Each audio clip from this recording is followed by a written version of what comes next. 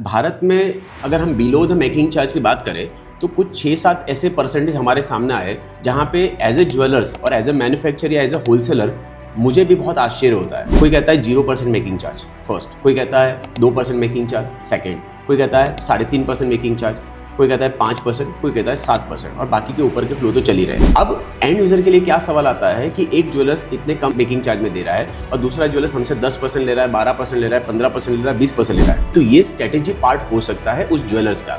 वो कम कमाई करके या शायद घर का पैसा डाल के भी मार्केट कैप्चर करने के चक्कर में वो कस्टमर को वो बेनिफिट दे रहा है। उसका मतलब ना वो गलत है, ना जो ज्वेलर्स अभी आपके पास से 10, 15 या 20% मेकिंग चार्ज ले रहा है वो गलत है, क्योंकि दोनों ही कंडीशन में आपको दिया तो गोल्ड जा रहा है, वो भी HUID वाला ही गवर्नमेंट सर्टिफाइड गोल्ड ही दिया जा रहा है। तो गोल्ड में कोई भी प्रॉब्लम नहीं है।